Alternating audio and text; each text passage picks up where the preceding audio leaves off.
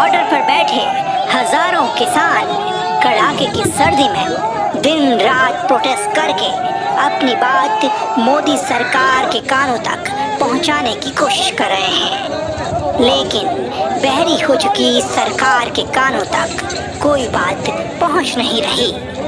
यही बात अब कभी मोदी सरकार के समर्थक रहे लोगों को चुभने लगी है।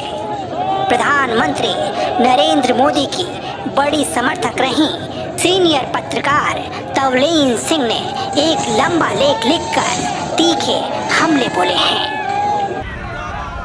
दिल्ली के बॉर्डर पर किसानों को आंदोलन करते 1 महीने से ऊपर वक्त बीत चुका है। किसान कई बार सरकार से बातचीत कर चुके हैं, लेकिन कोई हल निकल नहीं रहा।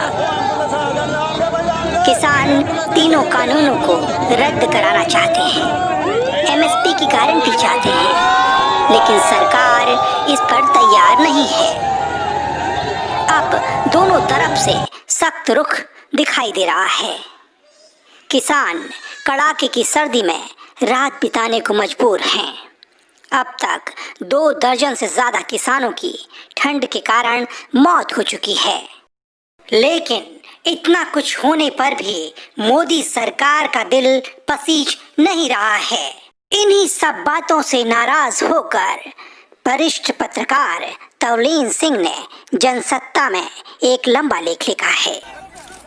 तवलीन सिंह ने लिखा है कि नरेंद्र मोदी के आसपास चापलूस प्रशंसकों की एक पूरी सेना है। वो लिखती हैं, नरेंद्र मोदी के आसपास अगर चापलूस प्रशंसकों की एक पूरी सेना न होती तो शायद बहुत पहले उनको किसानों की आवाज़ सुनाई दे गई होती। आगे लिखती हैं, अब भी वे एक बहरे अहंकारी प्रधानमंत्री पेश आ रहे हैं। किसानों की नज़र में तो सिर्फ इसलिए कि उनके खेमे में एक भी सलाहकार ऐसा नहीं है जो उनके सामने सच बोलने की हिम्मत रखता हो। इसी लेख में तवलीन सिंह ने आगे लिखा है, शुरू से ही उनके करीबी सलाहकारों ने प्रधानमंत्री के सामने इस आंदोलन की गलत तस्वीर पेश की। उनको बताया गया कि विरोध करने वाले किसान सिर्फ पंजाब से हैं और उनके पीछे वहाँ की कांग्रेस सरकार ने अपनी पूरी ताकत झोंक रखी है, यानी सारा मामला राजनीतिक है। तवलीन सिंह ने अपने लेख में उन बातों का जिक्र भी किया है जो सरकार ने किसान आंदोलन को दबाने के लिए की। मसलन किसानों के रास्ते रोके गए, उनके रास्ते में बैरिकेड लगाए गए, गड्ढे खोदे गए, आंसू गैस के गोले छोड़े गए और पानी की बौछार की गई।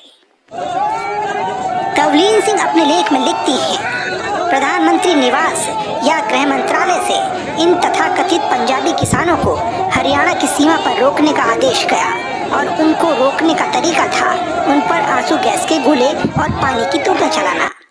बड़े बड़े गड्ढे बनाए गए थे राष्ट्रीय राजमार्ग पर ताकि उनके ट्रैक्टर और ट्रॉली दिल्ली तक न पहुंच सके। अब मालूम हुआ कि इन खालिस्तानियों को हरियाणा के किसानों ने अपने खेतों के बीच से रास्ते बनाकर सीमा तक पहुंचाया। अब पता ये लगा कि हरियाणा के किसान उनके साथ हैं और उत्तर प्रदेश के भी।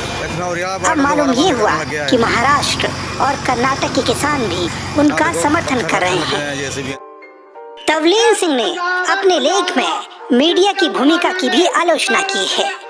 उन्होंने लिखा, सवाल ये है कि मेरे पत्रकार मित्रों ने क्यों अपने लेखों और टीवी पर ये साबित करने की कोशिश की कि आंदोलन किसानों का नहीं है। आंदोलन के पीछे हैं खालिस्तानी और वामपंथी ताकतें। कई पत्रकार और टीवी चैनल तो यहाँ तक कह रहे हैं कि इस आंदोलन के पीछे वही लोग हैं जिन्होंने नागरिकता कानून का विरोध किया था। भारतीय जनता पार्टी के प्रवक्ताओं की तरह ये पत्रकार कहते हैं कि CAA आंदोलन भी झूठा था और ये भी सब मोदी को बदनाम करने की कोशिश है और कुछ नहीं। इनका कहना ठीक होता तो किसानों में इतना आक्रोश और विरोध करने के लिए इतना उत्साह कहां से आया कि वे कड़ाके की ठंड में खुले आसमान के नीचे अपना विरोध प्रदर्शन कर रहे हैं, वो भी पूरे 1 महीने से। तवलीन सिंह अपने लेख में कहती हैं कि किसान आंदोलन के 1 महीने बाद भी प्रधानमंत्री के सलाहकार उनको सलाह दे रहे हैं कि बस डटे रहने की जरूरत है। धीरे धीरे किसानों का जोश कम हो जाएगा और आंदोलन अपनी ही मौत मर जाएगा, जैसे सीएए का विरोध समाप्त हो गया था।